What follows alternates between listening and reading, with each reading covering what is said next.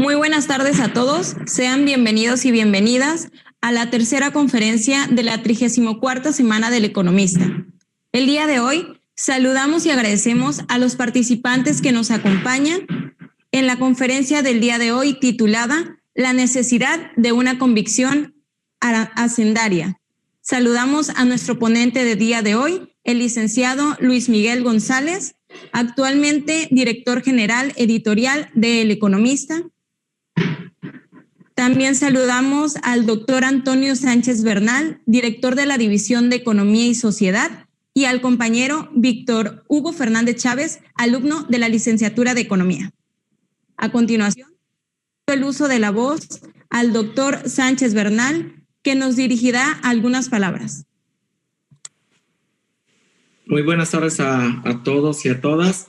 Pues es un gusto recibir aquí al economista Luis Miguel González, que pues tiene una trayectoria muy importante como analista. Es un economista que ha tenido un impacto social muy relevante y que el día de hoy nos acompaña para hablar en un tema sustancial que tiene que ver con la posibilidad de realizar una reunión, asamblea, le llaman convicción hacendaria, para replantear el pacto fiscal.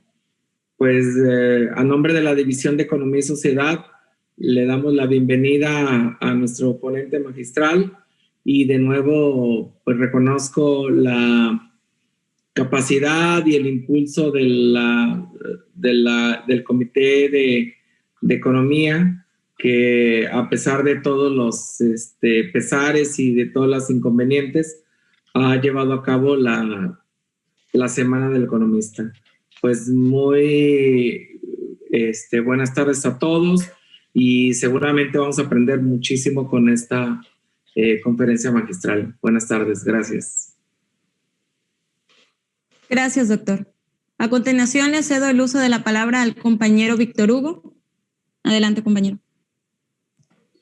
Muchas gracias, Araceli. Y por supuesto, muchas gracias a todos los que nos acompañan en esta 34ª Semana del Economista, celebrando ya los 85 años de nuestra licenciatura en Economía. En un año que ha sido cuando menos distinto para todos nosotros.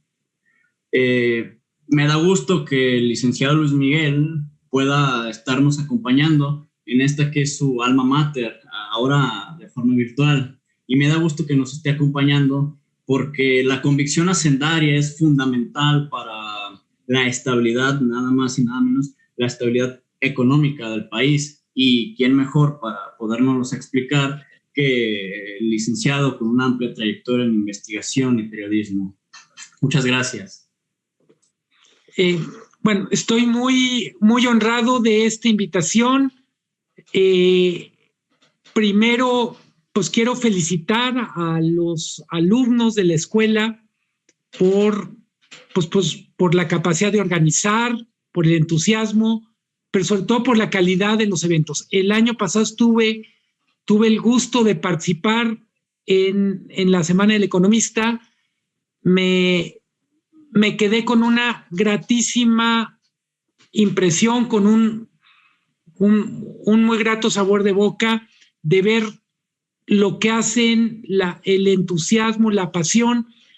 Y empiezo por agradecer también a las autoridades, al doctor Antonio Sánchez, y por supuesto espero estar a la altura de las expectativas. Es un poco como de broma. En realidad la ponencia no era convicción hacendaria, sino convención hacendaria. Hay algo como de teléfono descompuesto, pero en cualquier caso creo que es una buena oportunidad al enmendar el título, jugar con las palabras. Entre convicción y convención hay 3 letras de diferencia, pero no hay tanta diferencia en lo que tiene que ver con actitud. México tuvo la última convención hacendaria como tal, a mediados del siglo pasado. Le corresponde en ese momento al presidente Miguel Alemán convocar. Prácticamente ustedes no lo reconocerán más que en fotos de color sepia. A mí tampoco me tocó conocerlo, pero corresponde a una época del país donde en términos generales estaba muy instalado este modelo llamado desarrollo estabilizador y, si se puede decir de alguna manera, teníamos una economía que funcionaba de manera muy diferente a lo que es la economía actual. Se hizo un intento de convención hacendaria en el sexenio de Vicente Fox. Por ahí de 2002 hubo una gran reunión en Querétaro. Me tocó ir a cubrirla como reportero y había mucha confusión respecto a qué se podía esperar de la convención hacendaria. Se decía, hombre, ya que tuvimos la transición a la democracia, ya que literalmente sacamos al PRI de los pinos, es una buena idea tener una convención hacendaria. Más allá de este oropel, había muy poca decisión, muy poca convicción para efectivamente tener un pacto hacendario. Se vuelve a hablar de la necesidad de tener una convención hacendaria en 2020 por muchas razones. Yo diría, hay razones políticas, hay razones fiscales, pero sobre todo hay una coyuntura que lo amerita, y la coyuntura es: hemos llegado al fin de un larguísimo ciclo de nuestra historia económica moderna, donde el petróleo garantizaba los ingresos fiscales y, si se puede decir de manera tan simplista, tener tanto petróleo le daba el lujo o le daba el gusto a las autoridades encargadas de cobrar impuestos de no tener que trabajar duro. Si teníamos un solo contribuyente, un solo producto o una sola industria que generaba hasta 40% de los ingresos fiscales, pues básicamente el problema era cómo se repartían. Hablamos, obviamente, eso ya se acabó. No hay manera de volver a los tiempos donde el petróleo vaya a aportar el 40% de los ingresos fiscales. Y por otra parte, si lo podemos decir así, mientras México estaba dormido en una especie de autocomplacencia fiscal, el resto del mundo ha estado experimentando con diferentes formas de tener ingresos. ¿Qué quiero decir con otras formas de tener ingresos? Países en la Unión Europea, en concreto Irlanda, experimentó con un impuesto único que en México se copió mal, llamado IETU. En otros países, en particular Holanda, están experimentando con impuestos a la contaminación. En pocas palabras, la reflexión allá es absurdo poner tanto énfasis en cobrar impuestos a quien genera riqueza o a quien consume. ¿Por qué no generamos impuestos a quien contamina, a la huella de carbono? Y, por supuesto, hay toda cantidad de ocurrencias. De todas las ocurrencias en lo fiscal, una de las más divertidas, obviamente no pasó de una comisión en el Congreso de Argentina, era un impuesto a los guapos o a las guapas. Y básicamente la idea era decir, si ser bonito o bonita genera ventajas competitivas en el mercado laboral, genera ventajas en la vida, ¿por qué no cobrar un pequeño impuesto? Además, quien lo propuso decía, la maravilla de este impuesto es que quien lo pague va a estar orgulloso de pagarlo. Es decir, me lo están cobrando literalmente por mi linda cara. En buena medida, lo que quiero decir es las condiciones para discutir en serio cómo modificamos nuestro esquema tributario las condiciones están puestas y yo diría que hay una enorme oportunidad, enorme, que tiene que ver con que las cosas no están bien. Y ustedes dirán, bueno, ¿por qué eso es una gran oportunidad? Pues porque cuando menos lo que sí hemos aprendido en la historia es los grandes cambios en lo fiscal no son producto ni de una época de bonanza, ni de la generosidad, sino de la necesidad. Yo diría, como un pequeño paso lateral, un pacto fiscal implica un pacto social, un nuevo pacto social. Dicho de otra manera, discutir el nuevo marco tributario, incluyendo ingreso y gasto público, se debe dar en el marco de una discusión sobre qué tipo de sociedad somos, qué tipo de sociedad queremos ser, qué nos gusta de lo que somos, reflejado en el gasto público, qué no nos gusta. Y así como decía hace unos minutos, es obligada esta discusión porque se nos acabó la vaca lechera, que era el petróleo. También es obligada por una razón más sencilla y mucho más compleja al mismo tiempo, y es nuestra población está viviendo una transición demográfica para la que no estamos preparados. Seguimos contándonos la idea, un poco la mentira, de que somos una sociedad joven. Obviamente ustedes, estudiantes de la Facultad de Economía, son jóvenes, bueno, casi todos.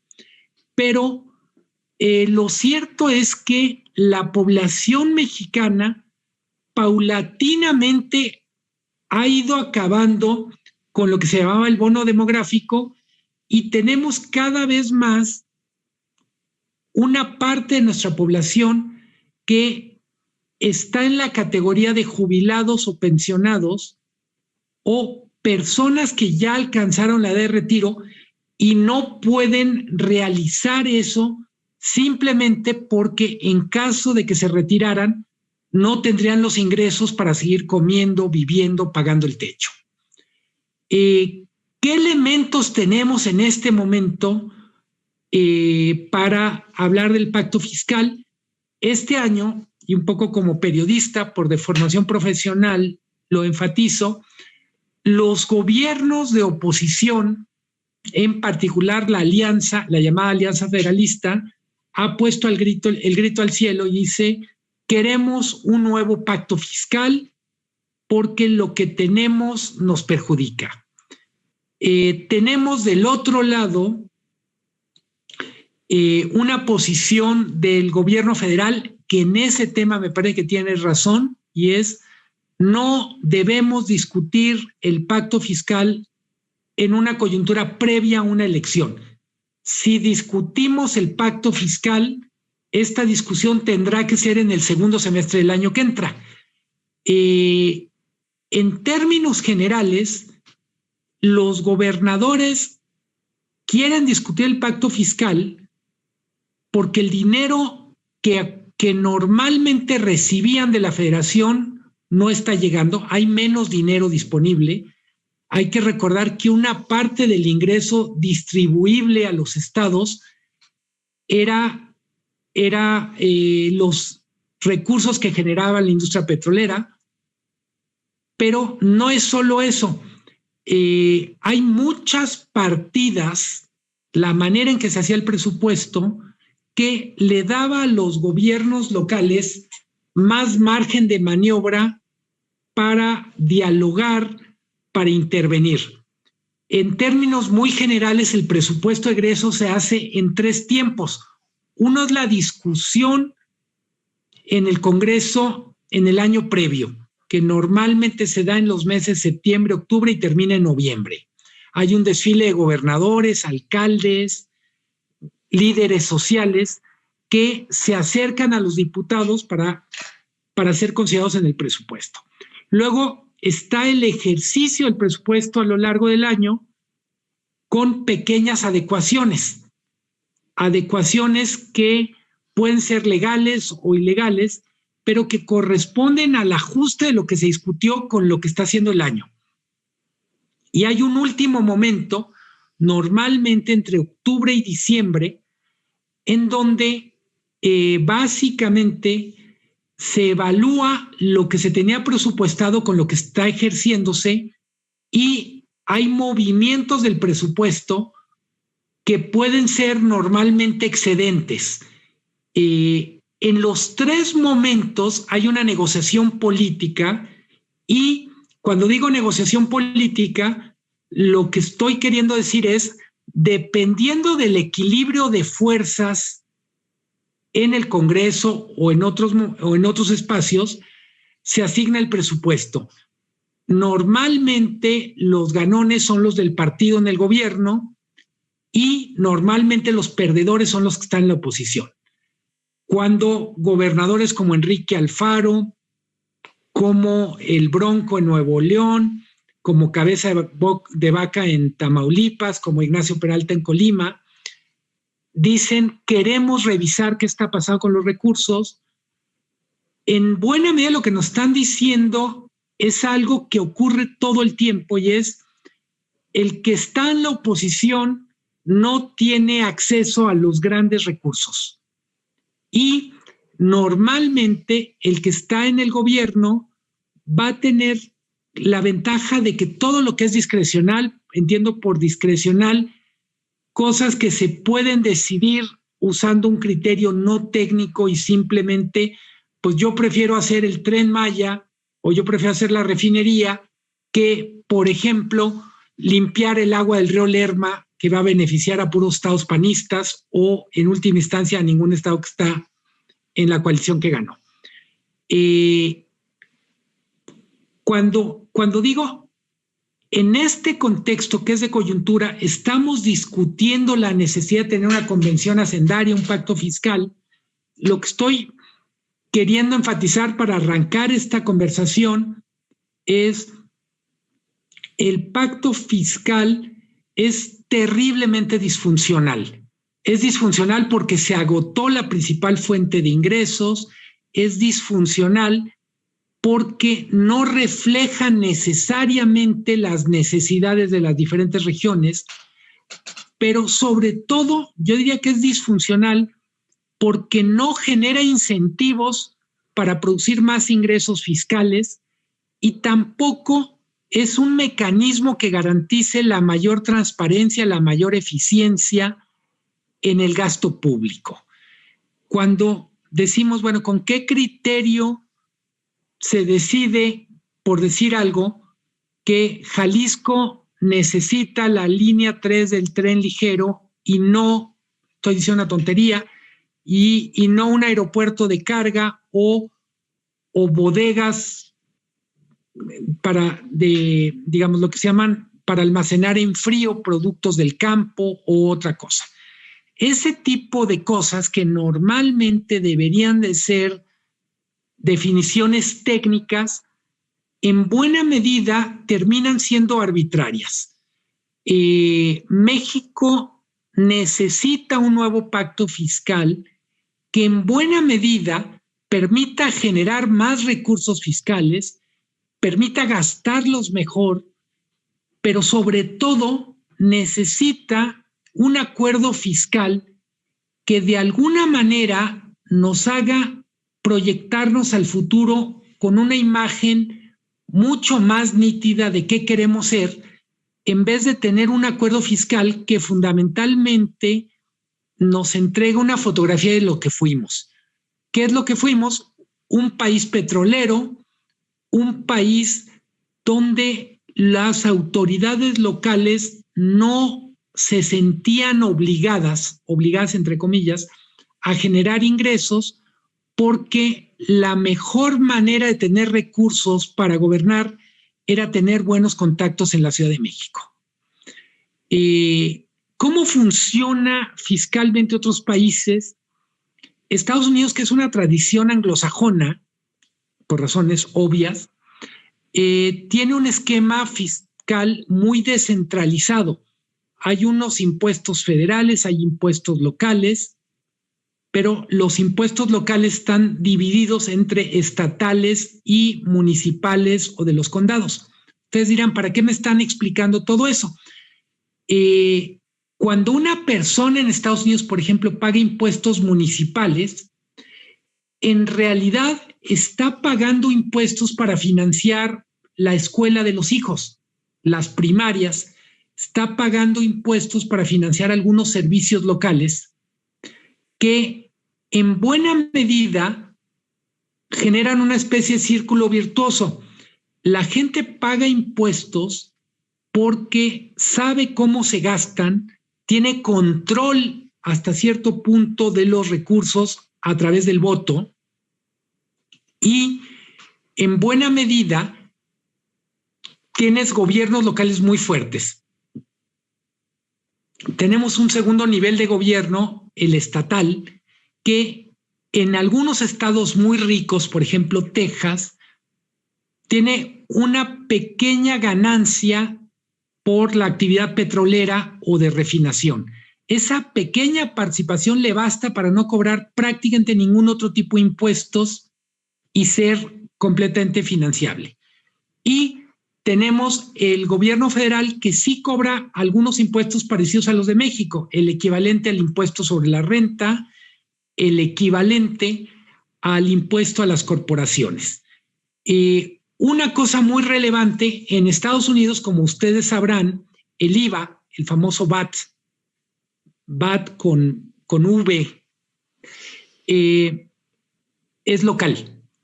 Eso significa que en algunos estados el IVA en Estados Unidos es de 8%, en otros 15%, en otros llega a 17%. Hay estados que tienen además otros impuestos.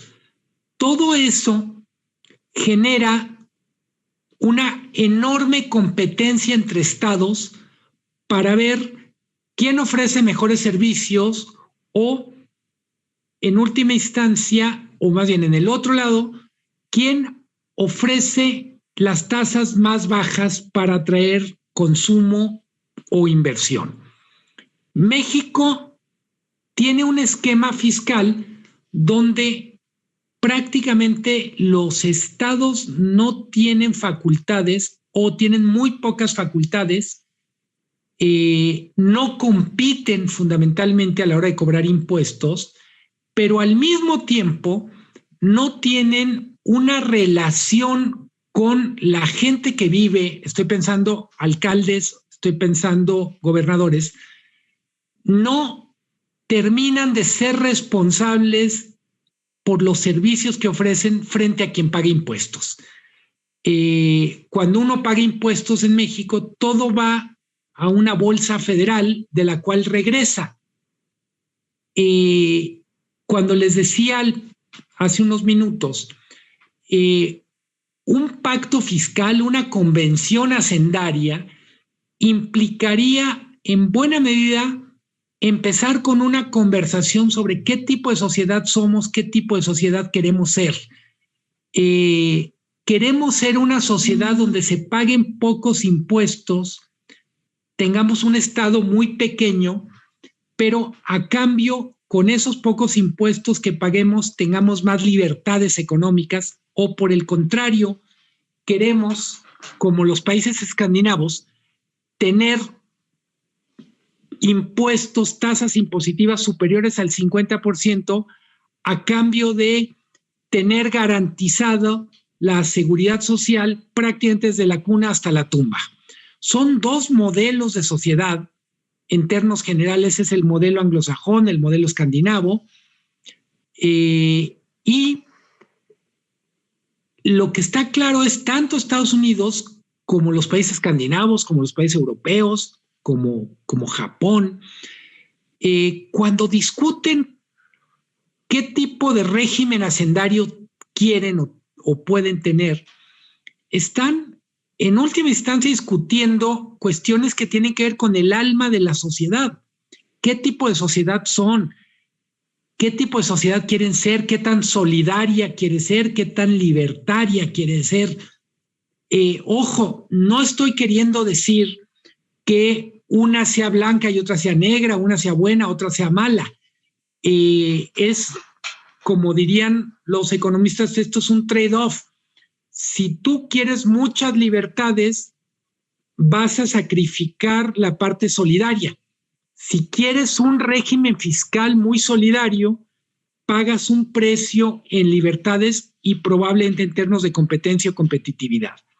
Lo que quiero decir, y quiero enfatizarlo, es parte del problema de México es que no hemos terminado esta discusión y por tanto, cuando escucho a los gobernadores decir vamos por una convención hacendaria, por un pacto fiscal, tengo la impresión, o más bien me gustaría decirles, está perfecto, pero primero haz la tarea. ¿Qué tipo de argumentos sociales quieres llevar a esa convención hacendaria? No es un asunto que solo tengamos que discutir qué tasa de ISR vamos a poner, qué parte del ISR va a quedarse en la federación, qué parte en los estados, qué parte en los municipios.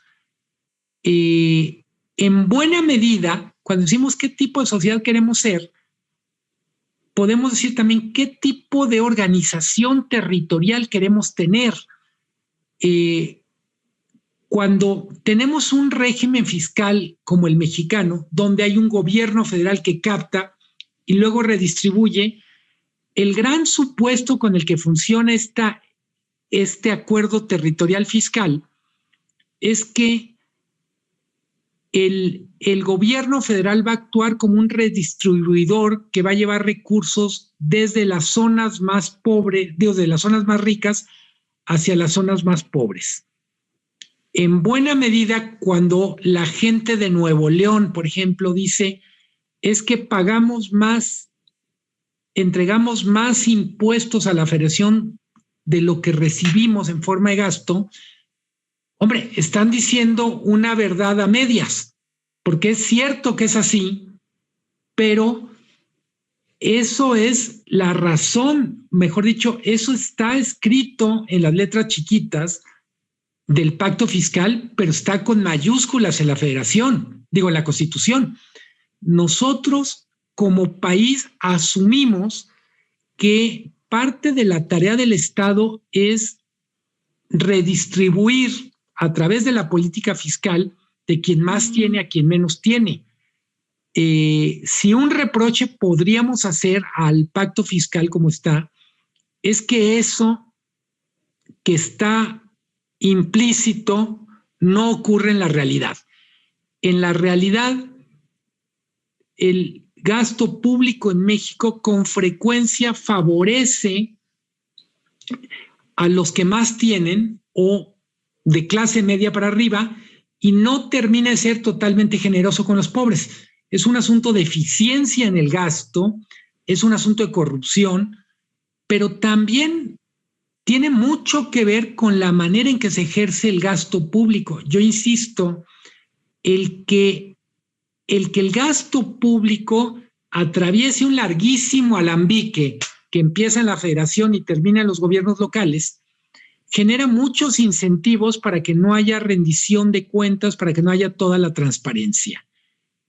Cuando hablaba hace unos minutos de cómo funciona el acuerdo fiscal en Estados Unidos, pues lo que uno piensa en el caso de Estados Unidos es el que el gobierno local capte los impuestos y sea directamente responsable por la calidad de los servicios que ofrece, produce un círculo virtuoso que normalmente no vemos aquí.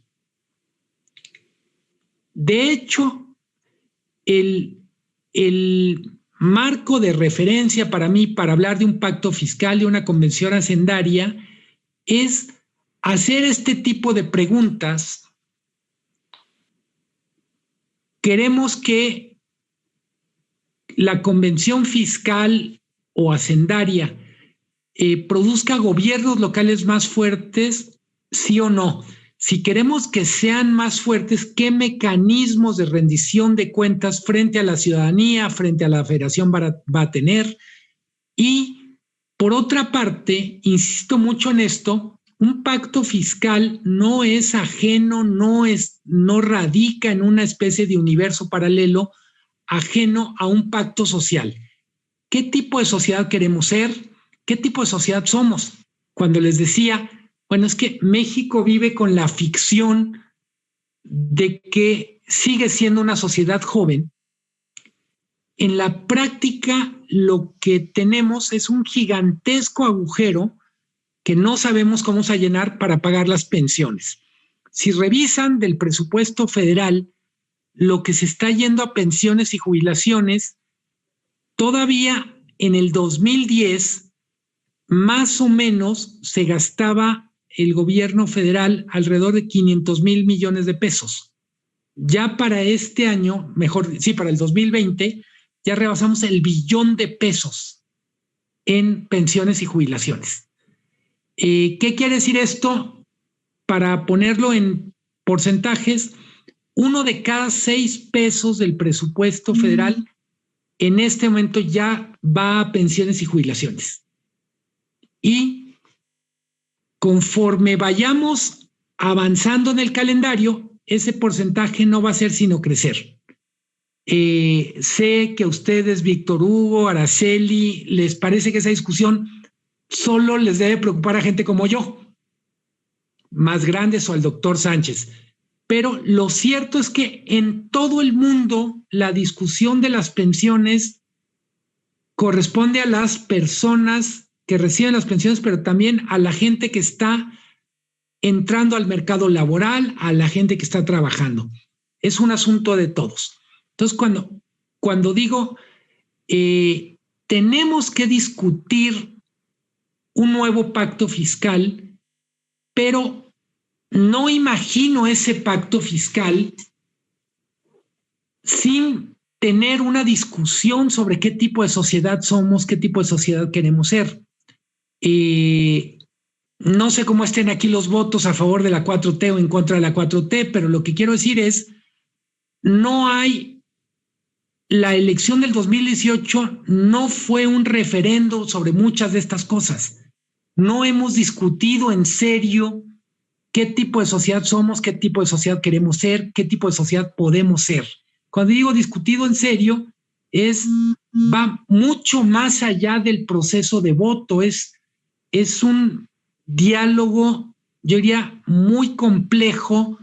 Lo pongo en términos muy simples. ¿Qué tipo de relación quiere tener Jalisco con Oaxaca?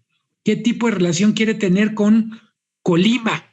¿O qué tipo de relación, me refiero fiscal o de recursos, qué tipo de relación quiere tener la zona metropolitana de Guadalajara con los municipios pobres del norte de Jalisco como Colotlán?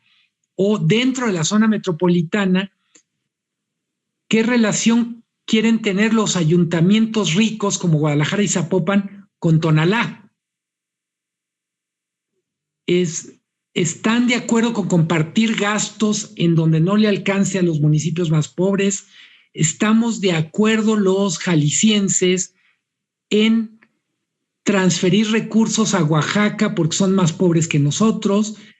¿Estaríamos orgullosos, como somos los tapatíos, dispuestos a pedirle dinero a los regiomontanos que son más ricos que nosotros?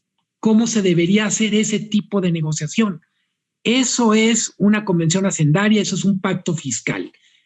Insisto, el tema de fondo es que no es una discusión abstracta, es una discusión urgente, porque el petróleo ya se agotó. No hay manera que el petróleo vuelva a generar los ingresos que alguna vez generó, siguiendo los proyectos del gobierno actual. Más bien es todo lo contrario. En este momento el sector petrolero va a ser más bien receptor de recursos que productor de recursos adicionales.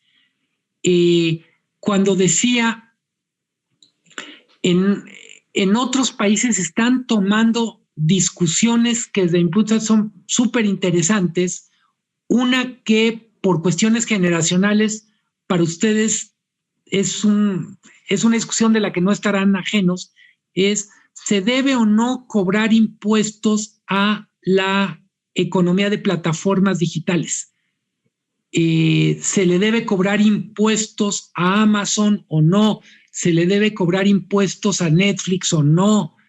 Y alguien dirá, bueno, es que ¿por qué voy a pagar impuestos si eso significa que va a ser más caro el servicio? Volviendo otra vez a la discusión, tiene mucho que ver con qué tipo de sociedad somos, qué tipo de sociedad queremos ser. Es, ok, no le cobramos impuestos a Amazon, no le cobramos impuestos a Netflix, pero asumimos que al no cobrarles impuestos le estamos dando una ventaja adicional frente al comercio tradicional. En algunos países que se discute el impuesto, por ejemplo a Amazon, se dice es un impuesto a Amazon y el principal destinatario de estos recursos es el sector comercio tradicional, porque con los recursos de ese impuesto se va a poder reinventar y va a estar en condiciones de competir con Amazon. Insisto, lo que estoy hablando es cuando discutimos un impuesto, no solo se trata de decir, bueno, ¿cuál es la tasa que se tiene que pagar? ¿Quién la tiene que pagar, el consumidor o la empresa? Sino también para qué se va a gastar.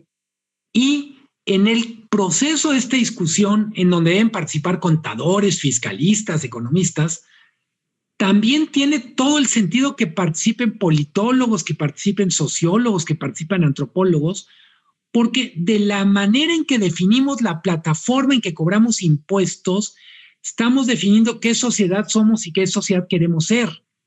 Cuando alguien dice, bueno, es que está pésimo que le cobren impuestos a Uber, por poner un caso.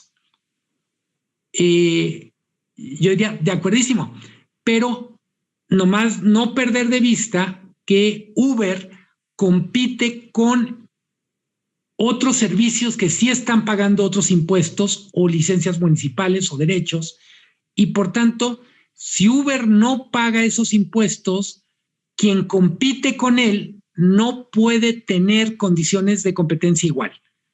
Otra vez, la discusión es ¿qué tanto nos preocupa como sociedad que la competencia entre diferentes agentes económicos sea pareja? ¿Qué tanto nos preocupa que la política fiscal implique un piso parejo para que compitan diferentes empresas?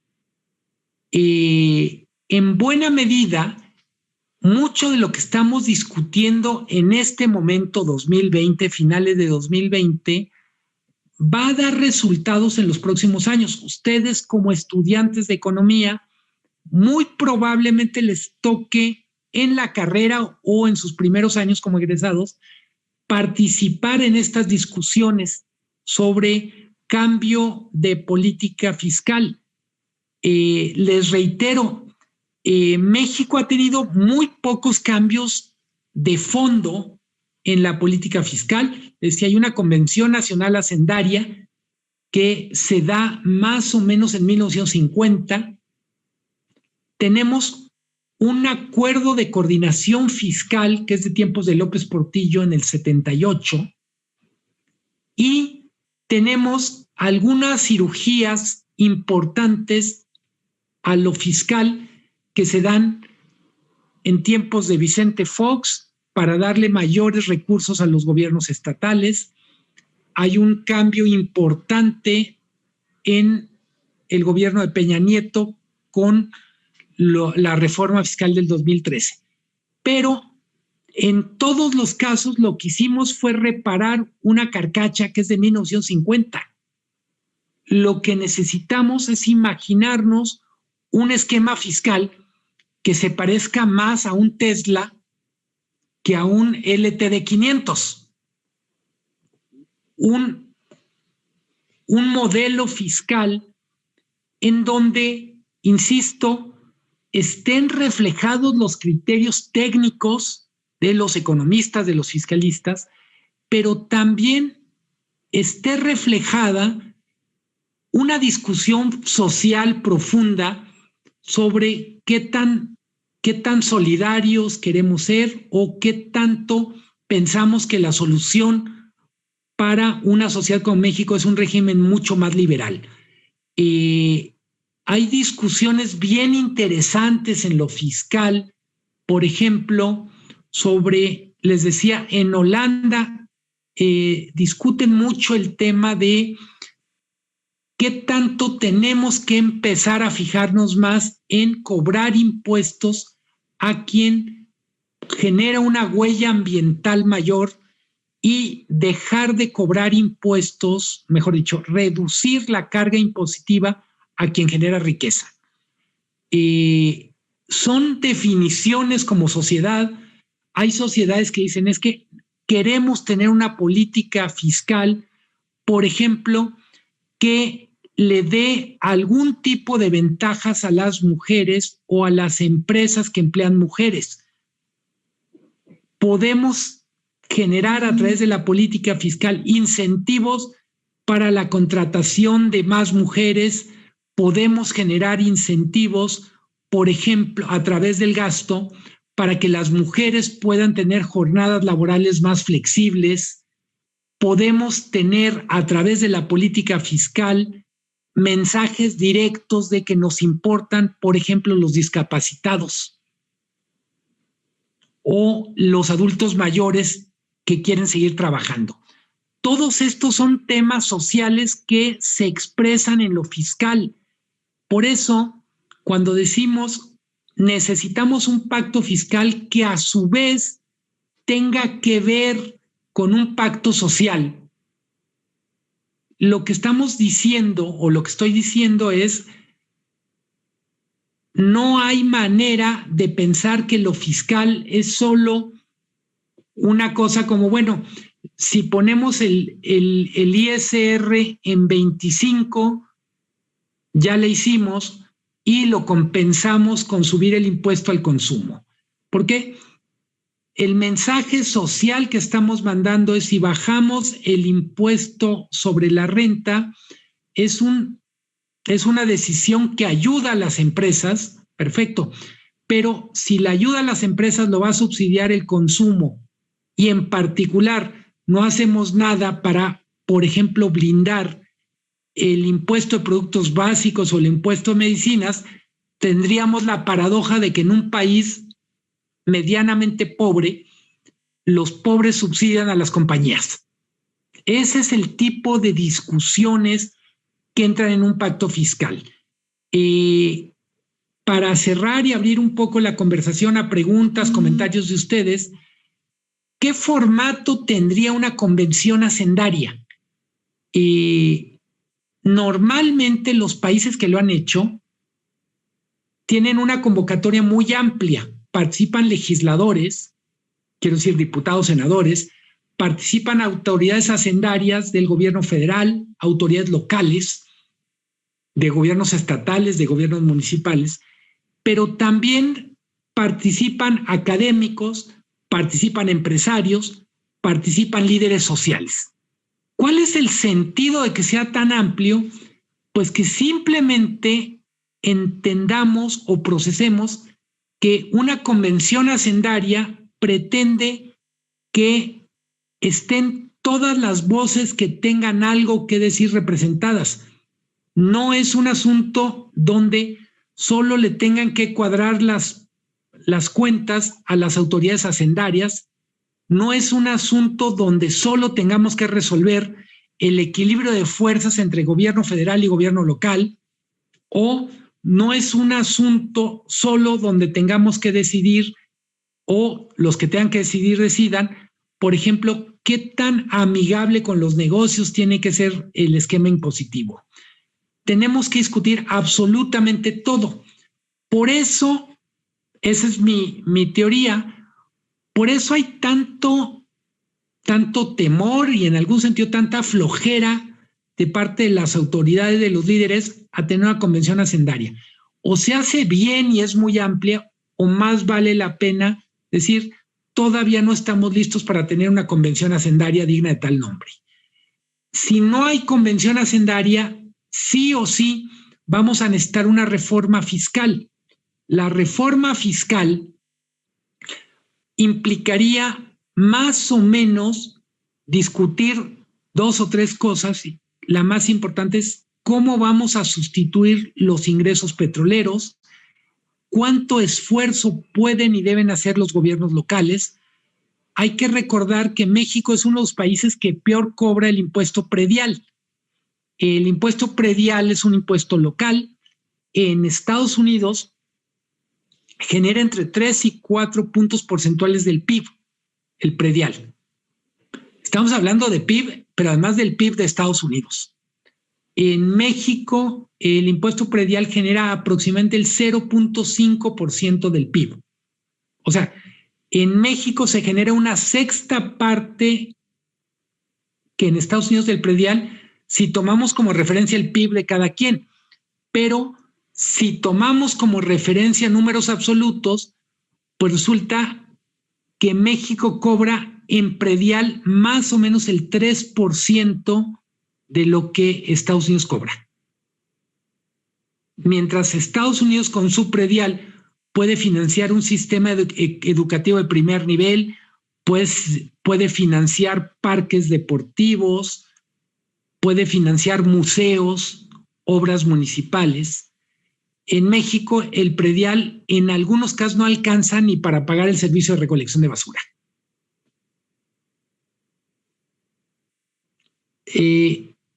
Quiero cerrar mi comunicación, digo más bien la charla, invitando al diálogo con un par de reflexiones.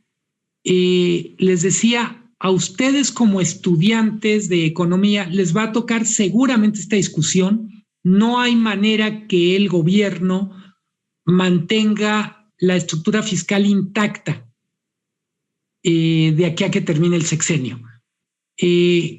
Una pregunta que ustedes como colectivo de estudiantes se podrían plantear es ¿qué tanto se quieren involucrar en esta discusión? ¿Qué tanto pueden aportar ideas, no necesariamente soluciones?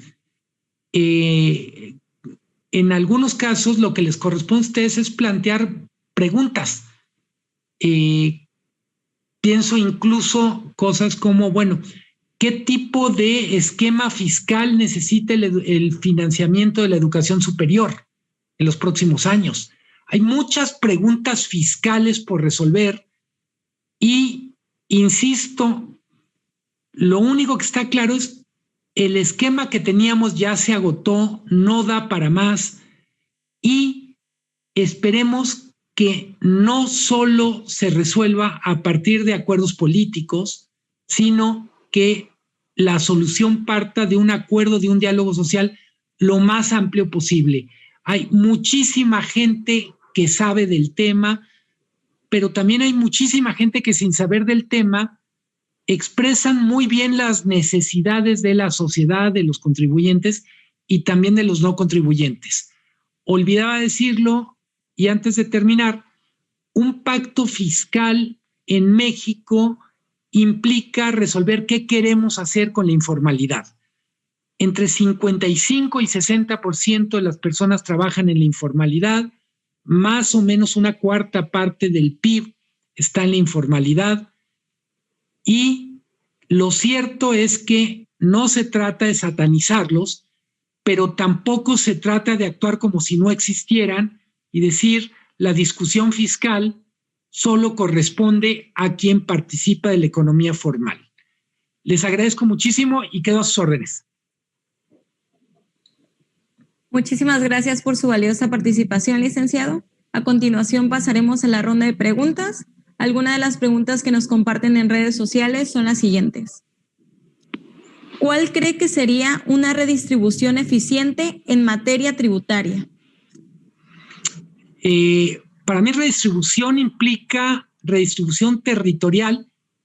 Tenemos que resolver que los estados más pobres, más rezagados del país tengan menos desventajas respecto a los estados más ricos. Seguramente lo saben, pero tengan en cuenta este dato.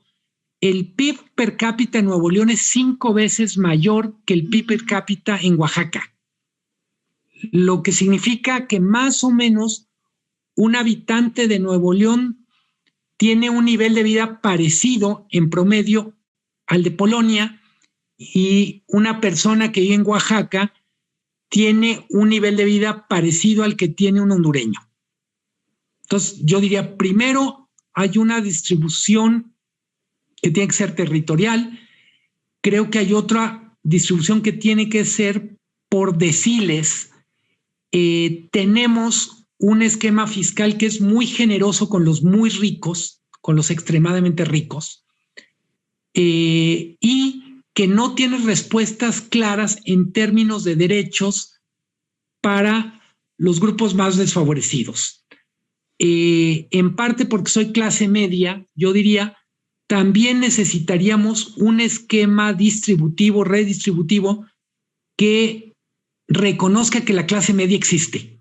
No solo lo fiscal, no solo tiene que ver con ricos y pobres, sino con clases medias. El gran éxito de la sociedad europea es haber sido capaz de construir una clase media pujante, una clase media que es garante de la estabilidad. Yo diría, la última cosa, Araceli, es la redistribución también tiene que ser generacional. Tenemos que cubrir mucho más a la población que está en la tercera edad o que está en discapacidades. Tenemos que tener un esquema fiscal que se haga cargo de eso y que no crea que es un asunto a resolver con la solidaridad de los hijos, de los amigos o de la familia. Gracias. Otra de las preguntas que nos hacen es la siguiente. ¿Hacia dónde se deben orientar los impuestos para que genere una menor carga tributaria a los sectores más vulnerables? Probablemente cuando hablamos de sectores más vulnerables sea más relevante el gasto que los impuestos. Yo diría que una asignatura pendiente en México es que el gasto dirigido a los grupos más vulnerables se ha empleado con mucho más eficiencia, que tenga buenas reglas de operación, que tenga mecanismos de verificación y, para decirlo con todas las letras, usar una terminología más empresarial, que tenga controles de calidad. No es posible en algunos temas que los grupos vulnerables, cuando están ejerciendo sus derechos, sean tratados como limosneros, como pedigüeños y no como ciudadanos que tienen derechos. Gracias por responder a nuestras preguntas, licenciado. A continuación, le cedo el uso de la voz al compañero Víctor Hugo. Adelante. Bueno, ojalá más de un político se metiera a discutir con nosotros estos temas, algo aprenderían. Porque comprender todo esto es, en definitiva, comprender el desarrollo económico del país. Y no me queda más que agradecerle por darnos esta ponencia para intentar que nosotros los estudiantes comprendamos todo esto que está sucediendo en estos momentos y entenderlo para poder asesorar a estos políticos y que tengamos un futuro mejor. Muchas gracias, licenciado, por todo esto una vez más, y también muchas gracias a los que nos acompañaron en esta ponencia, y recordarles que mañana es el cierre de esta 34ª semana del economista. Muchas gracias. Gracias a ustedes, muchas felicidades y ánimo. Les toca componer un país. Esperemos contar con su apoyo el próximo año. Siempre que me llamen, aquí estoy. Con mucho gusto. Muchas gracias. Un abrazo. Buenas tardes. Buenas tardes. Pues no nos queda más que agradecer a todos los participantes que nos acompañaron el día de hoy y a las y los que nos acompañaron a través de las redes sociales.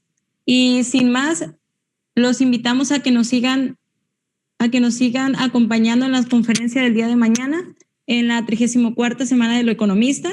Y gracias por estar presente en la conferencia titulada La necesidad de una convención hacendaria. Gracias.